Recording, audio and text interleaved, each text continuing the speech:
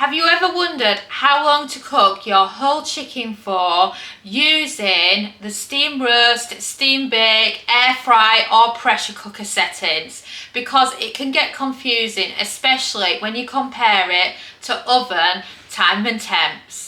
So I saw this comment on Facebook, in a Facebook group. It was anonymously posted, so you know, they obviously didn't want people to know who they are, so I can't actually message out to them and say to them, well, this is what you should be doing.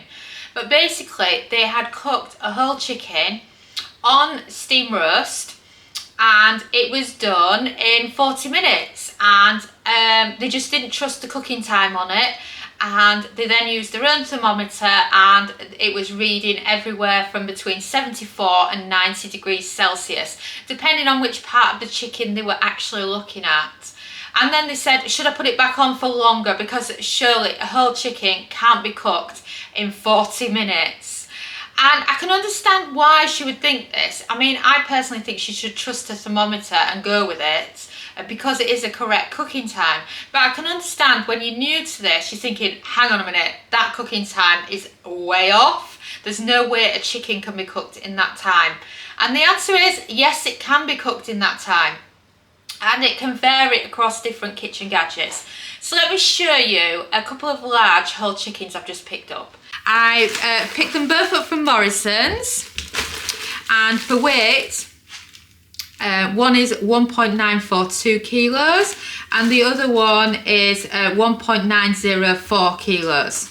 So the difference in weight there is like 1.5 ounces of cheese, so there's really not much in it between the two of them. And if you're on Imperial, then that's the equivalent. Each chicken is about 4 pounds in weight. And what's interesting, if you look a little bit closer, considering there's not much in it in the weight, one says for a preheated oven 1 hour 41 minutes, one says 1 hour 42 minutes. I mean, that is standard for oven after you've preheated it. So you're thinking, how on earth can you knock an hour off the cooking time using Kitchen Gadgets? But it's very true, you can. If you were to look in our air fryer cooking guide, for example, we've got a poultry and a meat section. And in here, it says 50 minutes for a chicken that is just slightly smaller than this. I would cook these chickens for almost an hour in the air fry. I would obviously check on them. So again, that is knocked 30% off the cooking time just from air frying it. So just think, already you've lost 30% of the cooking time. If I was to pressure cook a whole chicken instead, the cooking time is 6 minutes per pound plus another 10 to 15 minutes of delayed pressure release. So a 4 pounder chicken, for example, would be 24 minutes plus your natural release. So already then that is going well below an hour in cooking time for them. And then of course you've got to take into account the time it takes to go to pressure as well, which is 14 minutes on the chicken we just checked of the same size. 14 minutes to go to pressure, 24-minute cook time, and then a 10-minute natural pressure release. So if you think about that, that's below an hour. So already you're talking about these different ways of doing it. And then of course on steam roast, you've got the time it takes for it to preheat first. So on steam roast, 40 to 45 minutes really does feel accurate. So if you're wondering how long to cook your chicken for on steam roast with the probe in, then expect a 40 to 45 minute cook time on a large whole chicken, an hour for an air fryer, and of course about the same or slightly less if pressure cooking, just depending on the size of the chicken and how long it takes to build up pressure. So, you know, it's amazing, isn't it? I cannot believe you can cook a whole chicken in 40 minutes either. But you learn that there's always the new gadget on the block, and another one will do it quicker than the other one. So just bear that in mind. So if you're ever wondering how long to cook a chicken for, now you know. So if you've not used the probe before, let me share with you cooking a whole chicken using the probe on steam roast. So, shall we get started? I'm going to start by grabbing my plate and adding in some extra virgin olive oil. seasonings. So oregano. You can adjust this so that if you're rubbing it on the chicken and you're thinking, oh well actually I could do with some more, then you can adjust. So you've got your salt, you've got your pepper, you've got your oregano, and then scissors at the ready to get into the chicken. And what I've got here is I've got a 2.2 kilo whole chicken, so that's considered as an extra large. As we're using the probe, I don't need to talk you through time and temperatures because the machine does it for you. So, how about your chicken? Oh, this is a big one, this. Trying to get hold of it. Oh, a lot of juice there. Let's put all that to one side. Pop your chicken on, and then we can prep it. So, turn over your chicken and you'll notice it's already getting that lovely mixture at the bottom. So if you mix it all around, turn your chicken round, and then look at that. Don't be shy, don't forget about your drummers and your wings. And then this is really why we use the plate, so we can just keep turning it and then getting all that loveliness all over your chicken. And then the question I often get asked is, should you tie up your legs like that? And do you know what I say? I say if you are using the Ninja Foodi, or the 15-in-1 I should say, and you're cooking it in the air fryer basket, the air fryer basket will help hold it in place, so you don't need to. But if you're using, say, a rack or something like that, it's likely to fly about a bit, so it's better to tie them up then. But most of the time we don't bother tying them up, you know, because it's quick for dinner, isn't it? Who wants to tie them? So I'm just going to give my hands a wipe. We're going to get the 15-in-1 out, and we're going to get that probe in. So a quick tidy up, and I've got the 15-in-1 out as well. And like I said, we're using the air fryer basket for this. So because we are steam roasting, we're going to start by adding the main liquid into the cooking pot. So you can use water, you can use stock, whatever you want really. Just don't use something that's thick like tin tomatoes, because they stop it from preheating and could result in it doing a poor job of steaming. So I'm just adding the water now. Got 1 cup, 1.5. So 1.5 cups is about 360 ml if you're using millilitres. And then we're popping in the air fryer basket like you can see there. And then with the chicken, it doesn't really matter too much, but I prefer to do it breast side up. If I was air frying, I would do it breast side down and then flip it over for breast side up, because it gives it a better cook. But when you're doing a recipe like this and you're steaming, you don't need to worry about that. So grab your chicken, like I said, and make sure your breast side up. And then push it right down. Remember, we've got an XL there, so it's a bigger chicken than you would regularly do in here. So now I've done that, I'm just going to give my hands a quick wipe and we can get it on. Quick wipe of the hands. So before we pop the lid down, Dom is going to actually show you how to put the probe in the chicken, whereabouts in the chicken to put it, because the thing about chicken is you want it to have that good internal temperature, and it's all about getting it over 70. So when you set it and you do the chicken setting, it'll go for 75, which is better because you're in the safe level there for chicken. And I've also found with the Ninja is that if you set it for 70, you'll find it's 65 to 68 in areas, and you don't want to be under the recommended internal temperature of chicken.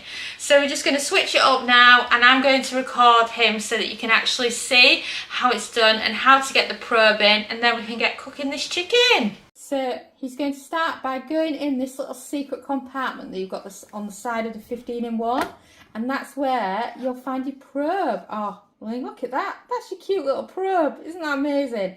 So now what we do is we unwrap this, and that's what gets poked in. So as you can see, it threads all the way around. I'm also going to, oh dear, that dropped. Never mind, we'll pick it up in a minute for you. So what you need to do is get out your little plug. This is what you have plugged in when you're not actually using it on probe. So you put this to one side, but they cost 20 quid, so don't lose them. If you in case you lose it, you'll have to pay for a replacement. And then it's this end that goes in. If you look, securely in place there. And then the other end is like a thermometer, and it needs to go into the thickest part so that you're getting the best internal temperature on the chicken. So make sure it's in a great position, and then it's time to get the lid down and we can start cooking under the probe. So lid down. You need to make sure that wire's in a suitable place, and then turn it on. And then you're looking for the steam roast, which is in the middle section, so slide it over to there. And then you're looking for steam roast, so we've hit the steam roast button, and now we're going to the probe section. So this is where you can choose between manual and a preset. So we're going to go with manual for this one, and automatically manual does 75 anyway, so that's perfect for chicken. So once you're on that section, then you want to press start. And then what will happen now is you will have the preheat section first, and then when it's finished with its preheat, it will start setting a temperature of what it's at when it's finished its preheat, and then it'll start counting up the temperature in degrees Celsius, or it might be different if you work on Fahrenheit, and then it'll continue and it will tell you what the target temperature is and what the current temperature is. So then you can keep an eye on it, and it can give you an idea of how long you're going to be waiting for your chicken. So it's just started its count up now. So that means it's finished with its preheating, and it's always interesting what degree it starts on. Well, this is starting on 8 degrees, and as you know, look, 7 to 8, and it's got to climb all the way up to 75. So I can leave it to it now and come back to it when it beeps. When you first got a multi-cooker, it's so hard understanding the times and temps and getting the food spot on and cooked perfectly. That's why we've made for you the multi-cooker cooking guide. It features all the main functions of the multi-cooker, from dehydrate to grill to steam roast to steam air fry, pressure cooking, and of course simple everyday air frying. It's perfect for lots of different types of multi-cookers, from Instant Pot users to Ninja Foodi users, Ninja Speedy, air fryer. Even if you've got a flex straw, it's just perfect for so many of them. You'll find the link below in the description, and you can pre-order it now. And now let's get back to the video. And we've beeped. So should we open up the lid and check on the chicken?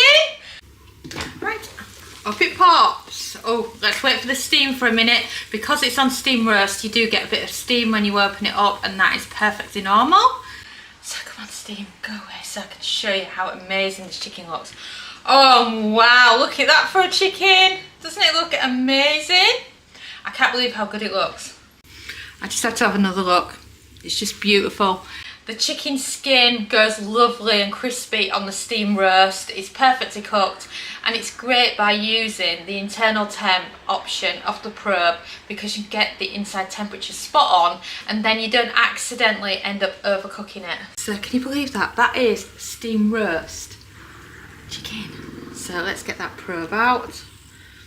And the easiest thing to do is to use a tea towel, because it gets really, really hot. I'm going to leave it there dangling so that I can show you it in more detail in a moment. In the meantime, if you want to leave your chicken to rest there for a couple of minutes just to cool it down a bit, because it might be a bit too hot for you to touch right now, and then we'll be back shortly. So we've allowed the chicken some time to cool. I've also turned it around so you can get a better look of it now. And there's a few different ways that you can get it out. One of them, of course, is the tea towel. Round the edge. like that. And then you can also use what's left in the bottom as a stock for something else. And then you can grab it out like this. And then it's ready for serving. But another way to get it out is the fork method. Let's just move the Ninja out the way first. So pop it on there. Chopping board. Fork method. You get the fork into the cavity and you hold it up like that. Obviously, I've taken it out of the cooking pot there, so you know you wouldn't normally have that dribble of fat in the bottom, but I just wanted to quickly show you how you can get it out by the fork. And then let me turn it round like that so you can have a proper look at it. And look at that, doesn't that look gorgeous, that chicken? Oh wow, look at that, isn't that amazing? And then for slicing it, I always get told off if I don't slice things for you, because I just think, oh, it looks gorgeous as it is, you don't want to see it sliced, but I know a lot of you do ask for it sliced. And then knife and fork at the ready. Let me slice into it and I'll show you how amazing the chicken is. It is so tender, it's unbelievable how tender chicken is when you're cooking it using the steam roast. Fantastic. Oh, it's just amazing. You can see the steam still coming off it. I just couldn't wait to show you it. And then let's have a closer look at that skin, shall we? Oh, look at that chicken skin. Doesn't it look amazing?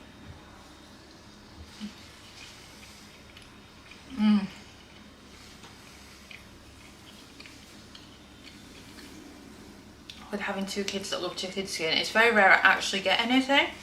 So if you're thinking about doing a steam roast chicken on the probe, then that is how it's done. Thanks so much for watching our YouTube video. It feels so amazing that you've stuck around to the end. And of course, that must mean that you like our videos. So why not also follow us on social media? You can find us at the Kitchen Gadgets Club on Facebook and on Pinterest, TikTok. We're Kitchen Gadgets Club. You can subscribe to our YouTube channel for more great videos like this one. And you can also find us at KitchenGadgetsClub.com, where we have a membership that shares brand new kitchen gadget recipes every week. And we also have lots of great ideas, resources, tips and tricks. And we are an ovenless kitchen, so we teach you exclusively how to cook with kitchen gadgets. And a ciao for now.